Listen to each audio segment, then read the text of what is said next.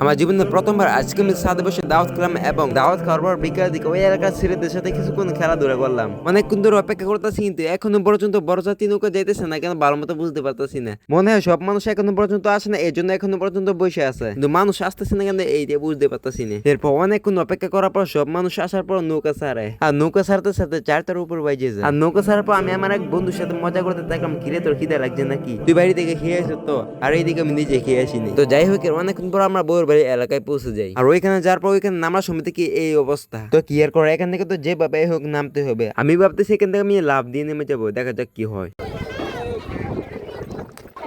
এখান থেকে নামার সময় তো আমাদের হালকা ময়লা বেঁচে যায়, যার জন্য আমি পানি দিয়ে হালকা মুছে নিই। এরপর আমরা এখান থেকে বিয়ে বাড়ির দিকে যেতে থাকি, আর ওইখানে যাওয়ার পর দিকে আমাদের খাওয়ার জন্য উপরে খাওয়ার ব্যবস্থা করা হয়েছে। এরপর ছাদে গিয়ে কিছুক্ষণ অপেক্ষা করার পর তারা আমাদের খাবার এনে দেয়। এরপর আমরা সবাই খাবার খেতে থাকি। তারপর আমাদের খাবার খাওয়া শেষ হলো, আমরা এখান থেকে গিয়ে ওই এলাকার কিছু ছেলেদের সাথে খেলতে থাকি। এরপর অনেকক্ষণ খেলাধুলা করার পর খেলা শেষ করে আমরা নৌকা চলে যাই। এরপর ওইখান থেকে নৌকা যেতে যেতে রাত হয়ে গিয়েছিল।